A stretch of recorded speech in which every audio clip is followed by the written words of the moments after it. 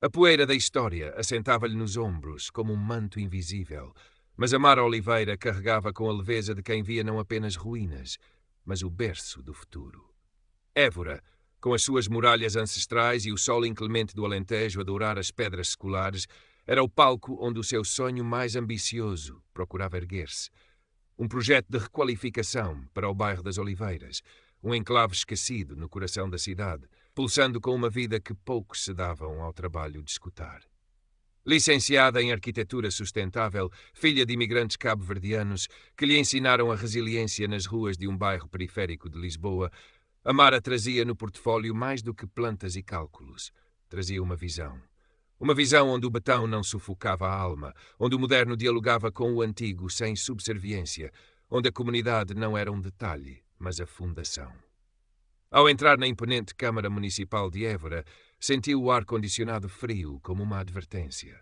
As paredes altas, adornadas com retratos de homens ilustres de outras eras, pareciam observá-la com um misto de curiosidade e desdém.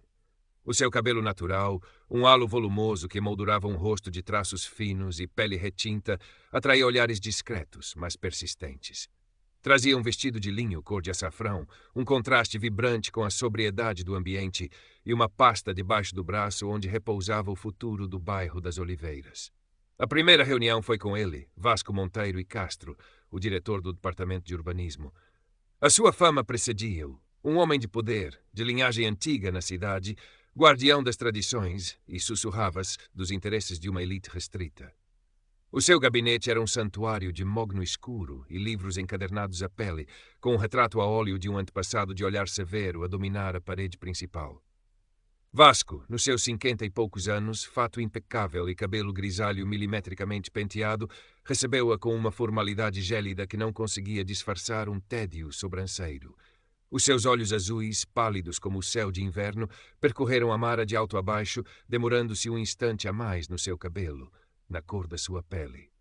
Doutor Oliveira, suponho, disse ele a voz arrastada, indicando uma cadeira desconfortável em frente à sua secretária maciça. Ao seu lado, mais recuada, estava Sofia Antunes, uma arquiteta da equipa de Vasco, uns anos mais velha que Amara, branca, de ar pragmático e olhar difícil de decifrar.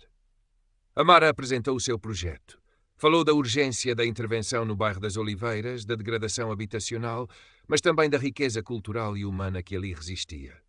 Mostrou os seus planos para edifícios energeticamente eficientes, para espaços verdes comunitários, para a integração de pequenos comércios locais, para a preservação de fachadas históricas com técnicas inovadoras. A sua voz era apaixonada, os seus argumentos sólidos, as suas imagens vibrantes. Vasco folheava os documentos com a ponta dos dedos, como se temesse contaminar-se. Ocasionalmente lançava um olhar a Sofia, que permanecia impassível, tomando notas esparsas. Um projeto ambicioso, comentou Vasco, quando Amara terminou, a palavra ambicioso soando mais como uma crítica do que um elogio. Évora, como sabe, é património mundial. Temos tradições, um legado a preservar. Estas modernices. E aqui um leve sorriso de escárnio aflorou-lhe aos lábios. Nem sempre se coadunam com a alma da nossa cidade. Compreendo e respeito profundamente o legado de Évora, senhor diretor, respondeu Amara, mantendo a voz calma, apesar do nó que se formava no seu estômago. O meu projeto visa precisamente valorizar esse legado, tornando-o habitável e sustentável para as gerações futuras, não apagá-lo. A alma de uma cidade também reside nas pessoas que nela vivem. As pessoas, repetiu Vasco, pensativo. Claro, faremos uma análise cuidada. A equipa entrará em contacto. A dispensa foi súbita, afinal. As semanas seguintes foram um exercício de paciência e frustração. O projeto de Amara parecia ter caído num limbo burocrático. E-mails não eram respondidos. Telefonemas eram transferidos para extensões que nunca atendiam. Entretanto, soube que o projeto de requalificação de uma praça no centro histórico, apresentado por um gabinete de arquitetura local com ligações conhecidas a Vasco, fora aprovado em tempo recorde. Numa das raras vezes que conseguiu falar com Sofia Antunes ao telefone, esta limitou-se a dizer com uma voz neutra que Amara sentiu ser estudada. Os processos são complexos. Doutor Oliveira, há muitos pareceres a recolher. Amara começou a passar mais tempo no bairro das Oliveiras. Conversava com os moradores, idosos de memória longa, jovens com sonhos adiados, crianças que brincavam em pátios poeirentos. Mostrava-lhes os seus desenhos, explicava suas ideias. Sentia o ceticismo inicial dar lugar a uma esperança cautelosa nos seus olhos. Aquela comunidade, esquecida pela cidade formal, abraçava sua visão com um calor que contrastava com a frieza dos gabinetes municipais. Dona Ermelinda, uma matriarca do bairro, de lenço negro e sorriso rasgado, disse-lhe um dia, enquanto lhe oferecia um café forte: "Minha filha, aqui há muita gente boa, mas ninguém olha por nós. Se essa sua casa bonita de papel se tornar verdade, vai ser uma luz." A dúvida, porém, era uma sombra persistente. Estaria a ser ingênua? Seria apenas incompetência burocrática ou algo mais? A lembrança de um episódio no seu primeiro emprego, um projeto seu, meticulosamente preparado, preterido sem explicação plausível em favor de um colega branco, menos qualificado, mas com o apelido certo, assombrava. O racismo subtil, o preconceito velado que sentira tantas vezes como uma corrente de ar frio nas costas. Seria isso de novo? A cor da sua pele, o seu nome, a sua origem, a sua juventude, a sua audácia em propor algo novo numa cidade tão ciosa das suas tradições e hierarquias. Decidiu que não seria uma vítima passiva. Começou a sua própria investigação. Passava horas na biblioteca municipal, pesquisando arquivos, atas de reuniões, notícias locais antigas. Tentava perceber os meandros do poder em Évora, os nomes que se repetiam, as ligações, os interesses. Um dia, Sofia Antunes cruzou-se com ela à saída da Câmara. Parecia apressada, mas hesitou. Dr. Oliveira começou olhando para os lados como se temesse ser ouvida. Apenas tenha cuidado. O diretor Monteiro e Castro, ele tem os seus próprios métodos. E há um nome que talvez deva conhecer. Batista Guedes, um promotor imobiliário. Dito isto, afastou-se rapidamente, deixando Amara com mais perguntas do que respostas, mas também com uma pista. Batista Guedes. O nome não lhe era estranho. Tinha visto referências a ele em algumas notícias sobre projetos imobiliários controversos na região. Começou a focar a sua pesquisa. E o que descobriu gelou-a. Havia um projeto alternativo para o bairro das Oliveiras, um empreendimento de apartamentos de luxo e lojas de marca, da autoria da promotora de Guedes. Um projeto que implicaria a demolição de grande parte do bairro existente e a inevitável expulsão dos seus atuais moradores. E, em várias atas de reuniões e propostas mais antigas, o nome de Vasco Monteiro e Castro surgia associado a pareceres favoráveis a outros empreendimentos de Guedes, alguns deles aprovados apesar de objeções ambientais ou patrimoniais. A peça que faltava no puzzle começou a tomar forma. Não era apenas preconceito, era muito provavelmente corrupção, um jogo de interesses onde o seu projeto inovador e socialmente consciente era um obstáculo inconveniente. Amara sentiu uma onda de raiva fria, mas também uma estranha clareza. Já não se tratava apenas do seu projeto, da sua carreira. Tratava-se de justiça, da dignidade de uma comunidade inteira. Soube então da marcação de uma reunião pública de apresentação de projetos urbanísticos. Seria dali a 2 semanas. O seu projeto estava na lista, assim como constatou com um aperto no coração uma proposta de requalificação urbanística para a zona das Oliveiras apresentada pela Guedes Imobiliária. Seria ali. Ali, Vasco Monteiro e Castro tentaria enterrar o seu sonho e dar luz verde ao negócio do seu amigo. Mas Amara não iria assistir passivamente.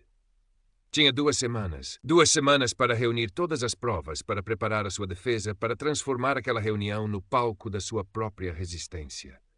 Voltou ao bairro das Oliveiras, não apenas como arquiteta, mas como aliada.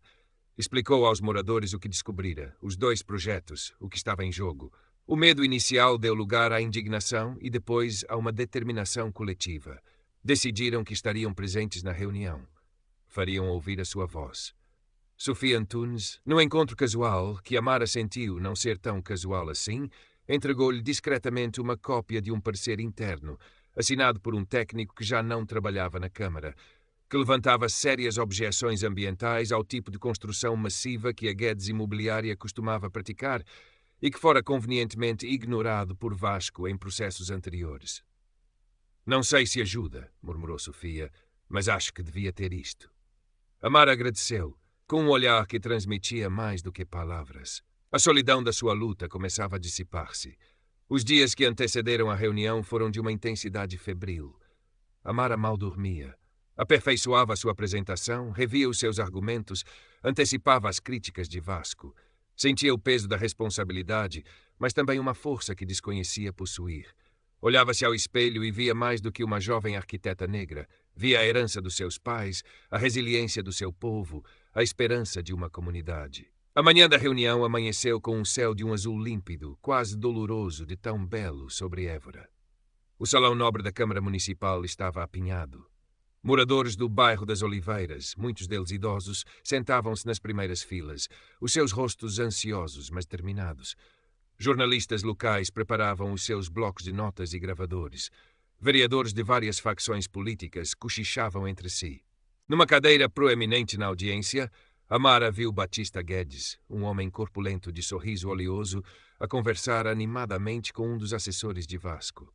O próprio Vasco Monteiro e Castro presidia a mesa, ladeado por outros técnicos, a sua expressão impenetrável, mas com um brilho de antecipação nos olhos.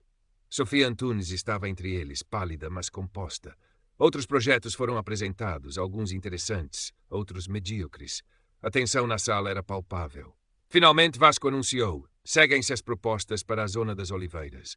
Começamos com a doutora Amara Oliveira. Amara respirou fundo e dirigiu-se ao púlpito. A sua voz no início tremeu ligeiramente, mas rapidamente ganhou firmeza. Apresentou o seu projeto com uma clareza e uma paixão que silenciaram a sala. As imagens da sua visão para um bairro das Oliveiras renovado, verde, inclusivo e respeitador da sua história, projetadas na tela, eram um contraponto eloquente à degradação atual. Quando terminou, houve um momento de silêncio, seguido por um aplauso tímido, mas crescente, vindo principalmente da zona onde se sentavam os moradores. Vasco esperou que o som se extinguisse, um leve sorriso condescendente nos lábios. Obrigado, Dr. Oliveira, pela sua visão entusiasta. A pausa antes de entusiasta foi carregada de ironia. No entanto, há aspectos que nos preocupam. A exequibilidade financeira, a verdadeira integração com o nosso tecido histórico, parece-nos, com todo o respeito, um projeto algo desenraizado das verdadeiras tradições e necessidades de Évora. Talvez uma certa ingenuidade de quem não conhece a fundo a alma alentejana.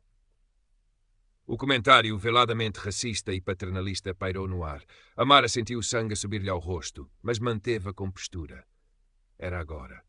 Senhor diretor, começou ela, a sua voz clara e incisiva, agradeço as suas preocupações. Permita-me então abordá-las. Quanto à exequibilidade financeira, o meu projeto prevê um faseamento e a captação de fundos comunitários e de sustentabilidade que o tornam perfeitamente viável, ao contrário de outras propostas megalómanas que apenas visam o lucro rápido. Lançou um olhar rápido a Batista Guedes, que se mexeu desconfortavelmente na cadeira. Quanto ao desenraizamento e à alma alentejana, continuou Amara, acredito que a alma de um lugar reside também na dignidade das pessoas que o habitam. E o meu projeto, senhor diretor, foi construído em diálogo constante com os moradores do bairro das Oliveiras, pessoas que são, elas sim, a verdadeira alma daquela zona. Os moradores aplaudiram com mais força. Mas já que falamos de projetos e de tradições, prosseguiu Amara, o seu tom agora mais cortante, gostaria de saber se a tradição de Évora inclui a aprovação de projetos com sérios problemas ambientais, como o que a Guedes Imobiliária pretende para o bairro das Oliveiras. Um projeto que, curiosamente, parece ter o seu total apoio, apesar de pareceres técnicos desfavoráveis que foram convenientemente ignorados no passado em situações semelhantes. Mas já que falamos de projetos e de tradições, prosseguiu Amara, o seu tom agora mais cortante, gostaria de saber se a tradição de Évora inclui a aprovação de projetos com sérios problemas ambientais, como o que a Guedes Imobiliária pretende para o bairro das Oliveiras, um projeto que tirou da sua pasta uma cópia do parecer que Sofia lhe dera e alguns recortes de jornais sobre outros projetos de Guedes. Tenho aqui documentos que levantam questões sérias sobre conflitos de interesse e sobre o tipo de desenvolvimento que se pretende impor àquela comunidade. O silêncio na sala era agora pesado, carregado de choque e expectativa. Vasco Monteiro e Castro estava lívido. Tentou interromper, gaguejando algo sobre insinuações descabidas e difamação. Não são insinuações, senhor diretor, são factos documentados, retorquiu Amara, a voz firme. E a população de Évora tem o direito de os conhecer, antes que decisões irreversíveis sejam tomadas sobre o futuro do seu património e das suas comunidades. Um jornalista levantou-se. Senhor diretor Monteiro e Castro, pode comentar estas alegações? Existem, de facto, pareceres técnicos desfavoráveis ao projeto da Guedes Imobiliária ou a práticas similares. Vasco, apanhado de surpresa, olhou para a sua equipa, procurando apoio. Os seus olhos encontraram os de Sofia Antunes. Houve um instante de hesitação. Sofia engoliu em seco, o seu olhar desviando-se para Amara, que a encarava com uma mistura de esperança e desafio. Senhora arquiteta Antunes, insistiu o jornalista, a senhora tem conhecimento de algum parecer técnico que corrobore as preocupações levantadas pela doutora Oliveira? Sofia olhou para Vasco, cujo rosto era uma máscara de fúria contida, e depois para Amara. Respirou fundo.